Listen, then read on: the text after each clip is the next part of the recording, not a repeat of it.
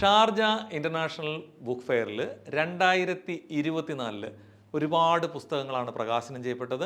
നമ്മുടെ മലയാളികളായ ഒരുപാട് എഴുത്തുകാരുടെ പുസ്തകങ്ങൾ പ്രകാശനം ചെയ്തു. 2024 പുസ്തക പ്രകാശനത്തിൻ്റെ പുസ്തകങ്ങളുടെ ഒരു യാത്രയിലേക്കാണ് തുടങ്ങുന്നത്.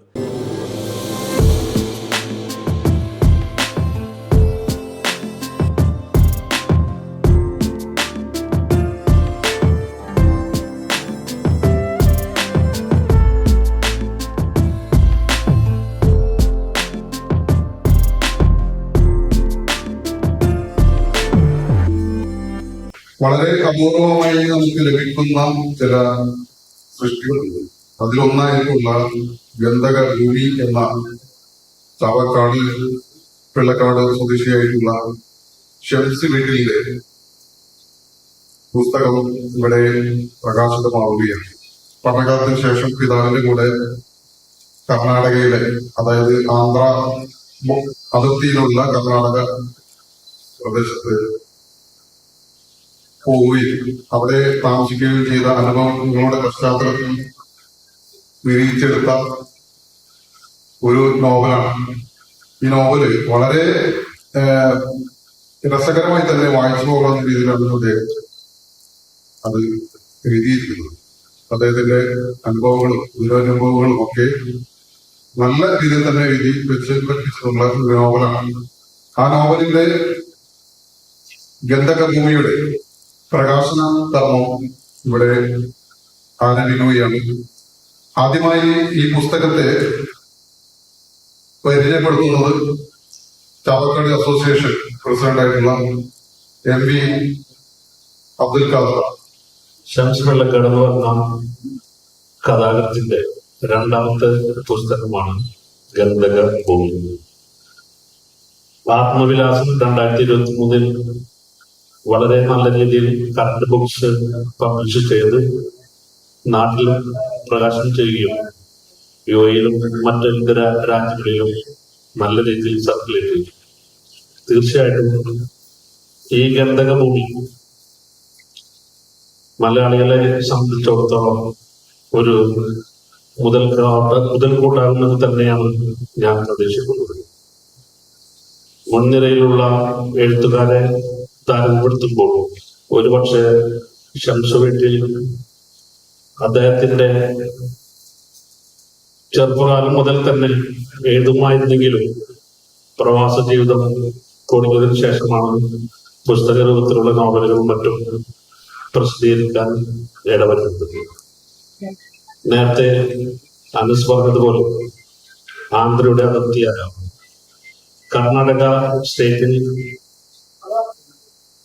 ഹൊസപേട്ട എന്നറിയപ്പെടുന്നത്, ഹോസ്പിറ്റൽ എന്നാണ് നേരത്തെ പറഞ്ഞിരുന്നത്, ഇപ്പോ ഹൊസപേട്ട എന്നാണ് അറിയപ്പെടുന്നത്. ഹൊസപേട്ട എന്ന സ്ഥലത്ത് പ്രാഥമിക വിദ്യാഭ്യാസത്തിന് ശേഷം തന്റെ പിതാവ് ജോലി ചെയ്യുന്ന സ്ഥലമായ ഹോസ്പിറ്റലിലോട് വരികയും ആ നാടുമായി അലിഞ്ഞു ചേരുകയും ചെയ്ത് ആ പശ്ചാത്തലത്തിലാണ് ഈ ഗന്ധകഭൂമി എന്ന നോവലിന്റെ രൂപം കൊള്ളുന്നത്.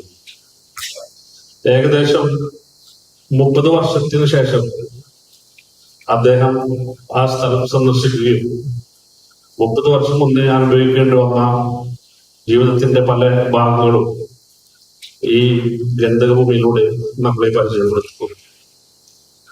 അതുപോലെ തന്നെ വ്യത്യസ്ത സംസ്കാര ശൈലികളും ഗോത്ര വർഗങ്ങളും അതുപോലെ തന്നെ പച്ചയാൽ മൂടി പുതച്ച ഹരിത ഭംഗിയുള്ള ഈ ഹോസ്പിറ്റൽ എന്ന സ്ഥലത്തിനെ കുറിച്ച് വളരെ ഭംഗിയായി തന്നെ കഥാകൃത്ത് നമുക്ക് വിവരിച്ചു തരുന്നുണ്ട്. ഒട്ടനവധി ഭാഷാ ശൃംഖലയുള്ള അന്നത്തെ ആ ഒരു കാലഘട്ടത്ത് ഹോസ്പിറ്റലിൽ ഒരുപാട് മലയാളികളും തമിഴരും അതുപോലെ തന്നെ അവിടുത്തെ നിവാസികളും മറ്റു പല സ്റ്റേറ്റ്സിലുള്ള ആളുകളും ഇന്ത്യയിൽ നിന്ന് വന്ന പല നാട്ടുകാരും അവിടെ വ്യവസായങ്ങളും മറ്റു കൃഷികളുമായിട്ട് അവിടെ ജീവിതം മുന്നോട്ട് കൊണ്ടുപോയി. തീർച്ചയായിട്ടും ഈ ബുക്ക് നിങ്ങൾ എല്ലാവരും വായിക്കണം. ഈ ബുക്കിന് നല്ല ഒരു വാല്യൂ അതിലുണ്ട് എന്ന് ഞാൻ നിങ്ങളെ എവിടെയും ബോധ്യപ്പെടുത്തുകയാണ്. പുസ്തക പ്രകാശനം നിർവഹിക്കുന്നത് മീഡിയ വൺ മിഡിൽ ഈസ്റ്റ് ഹെഡായിട്ടുള്ള MCA നാസർ. അതുപോലെ തന്നെ അത് ഏറ്റുവാങ്ങുന്നത് വെള്ളിയോടെ. എല്ലാവർക്കും തെന്നിന്ത്യൻ എഴുത്തുകാരൻ എന്ന രീതിയിൽ വിശേഷിപ്പിക്കും. അപ്പൊ അദ്ദേഹം ഏറ്റുവാങ്ങുന്നത് നാസർക്കാരും. നമുക്ക് അറിയാം, മീഡിയക്കാരുടെ അഭിമാനം തന്നെയാണ് MCA നാസർക്കാർ. അപ്പൊ അദ്ദേഹം ക്ഷണിക്കുന്നു. അതോടൊപ്പം തന്നെ വെള്ളിയോടെ പുസ്തക പ്രകാശനം നിർവഹിക്കാൻ വേണ്ടി ആദരപൂർവ്വം ക്ഷണിക്കുന്നു.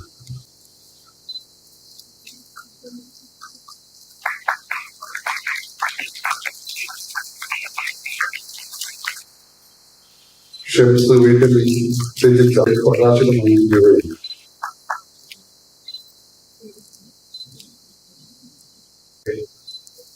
ഈ പ്രവാസ ലോകത്തിരുന്നു കൊണ്ട് തന്നെ ഞങ്ങളുടെ വളരെ പരിമിതമായിട്ടുള്ള സമയവും സാഹചര്യവും ഒക്കെ ഉപയോഗപ്പെടുത്തി സംസ്ഥാന വീട്ടിൽ നടത്തിക്കൊണ്ടിരിക്കുന്ന ഈ ഒരു സാഹിത്യ താല്പര്യപൂർവ്വമായിട്ടുള്ള ഇടപെടലുകൾ ഒക്കെ നമ്മൾ അറിയാം. ഗതകഭൂമി അത് ഞാൻ പറഞ്ഞില്ല, അത് നമ്മുടെ ഒരു വ്യത്യസ്തമായിട്ടുള്ള ഒരു പശ്ചാത്തലത്തിൽ രൂപപ്പെട്ട ഒരു വേറിട്ട ആഖ്യാന ശൈലി കൊണ്ടുകൂടി സമ്പന്നമിരിക്കും. അത് തീർച്ചയായിട്ടും അത് വായനക്കാർ ഇത് കൈകളും നിർത്തി തന്നെ സ്വീകരിക്കുന്ന കാര്യം ഉറപ്പാണ്.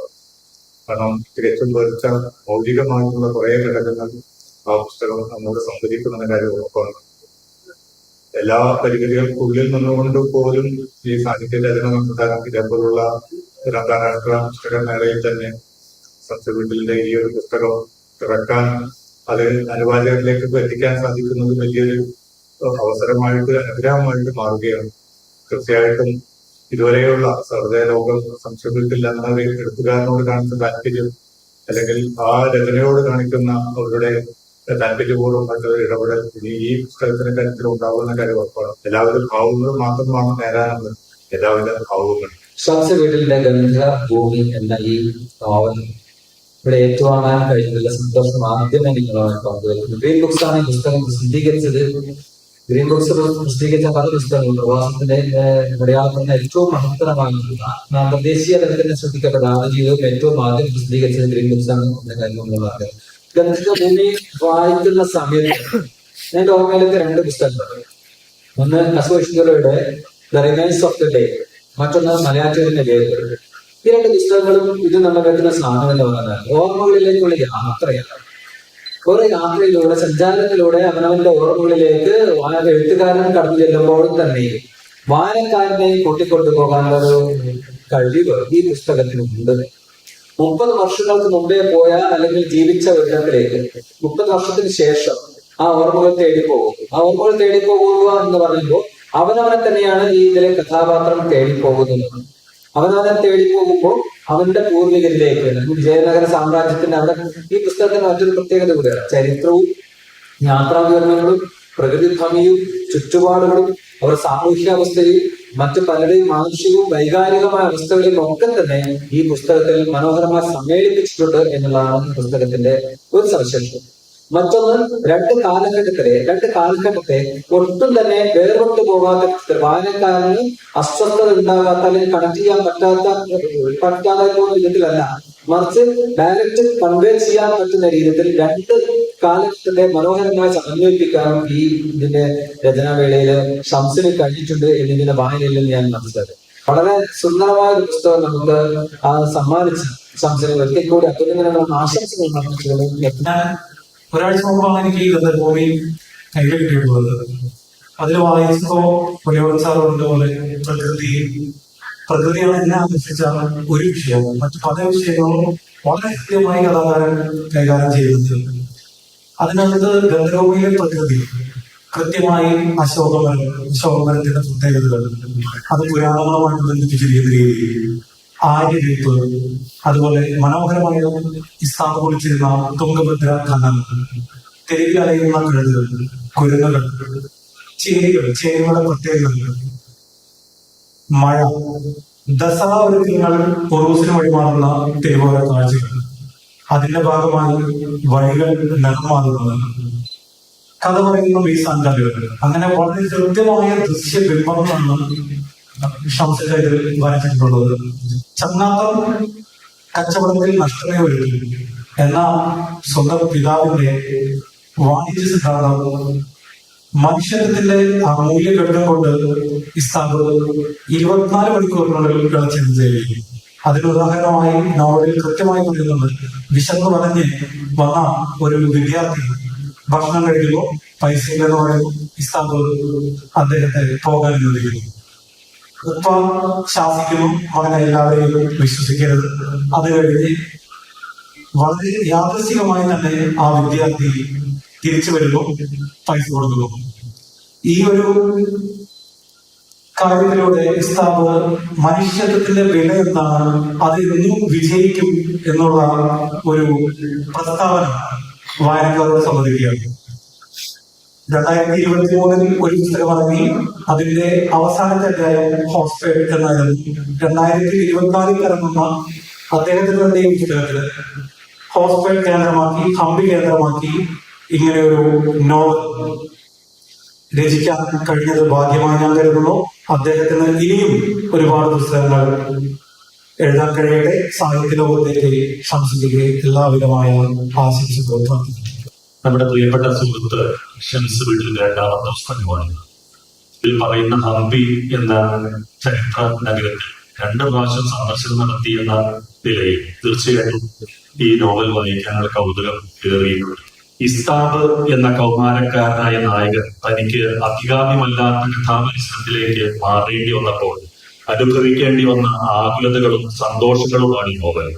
ചിരപരിചിതമെന്ന് തോന്നിയതാണെങ്കിലും ആ കാഴ്ചകളിലേക്കും കഥയില്ലായ്മയിലേക്കും വീഴ് തുറക്കുന്ന കഥാപാത്രം. അക്കാലത്തെ നീതിയോടും ദുരവസ്ഥകളോടുമുള്ള സമരസപ്പെടലാണ് തന്റെ ജീവിതമെന്ന് തിരിച്ചറിയുന്ന ഇസ്താബ് ചരിത്രത്തിന്റെ ഏടുകളിലേക്ക് ആഴ്ന്നിറങ്ങുന്നു. വളരെ വ്യത്യസ്തമായ കഥാപരിസരം നമ്മോട് ഇത് വിളിച്ചു പറയുന്നുണ്ട്. തീർച്ചയായിട്ടും ഇത് വായിക്കും, എവിടെയെങ്കിലും ഇതിനെ കുറിച്ച് എഴുതും. നിങ്ങളെല്ലാവരും ഗന്ധകഭൂമിയുടെ ഗന്ധം അനുഭവിക്കണമെന്ന് ആവശ്യപ്പെടുകയാണ്.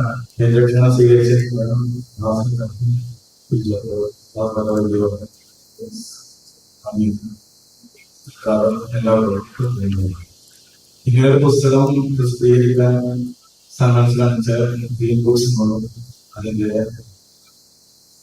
കാര്യകർത്താവായ സുഭാഷ് സാറിനും നന്ദി പറയുന്നു. ഇങ്ങനൊരു പുസ്തകത്തിലേക്ക് എത്തിച്ചേരാനുള്ള കാരണം എന്നെ പോലെ ഒരു പുതിയൊരു എഴുത്തുകാരനെ ഇതിലേക്ക് കൊണ്ടുപോകുന്നത് ആത്മവികാസം എന്നൊരു പുസ്തകം പിന്തുണ കണ്ടു. സത്യത്തിൽ അതൊരു നോവലായിരുന്നില്ല, അത് ഓർമ്മക്കുറിപ്പ് മാത്രമായിരുന്നു. 1ാം ക്ലാസ് മുതൽ 12ാം ക്ലാസ് വരെയുള്ള കാലഘട്ടത്തില് നാട്ടിൽ കണ്ട് ശീലിച്ച കുറെ കാഴ്ചകളും അന്ന് എല്ലാവരും പറയുമായിരുന്നു, പ്രത്യേകിച്ച് നാട്ടുകാരൻ എല്ലാവർക്കും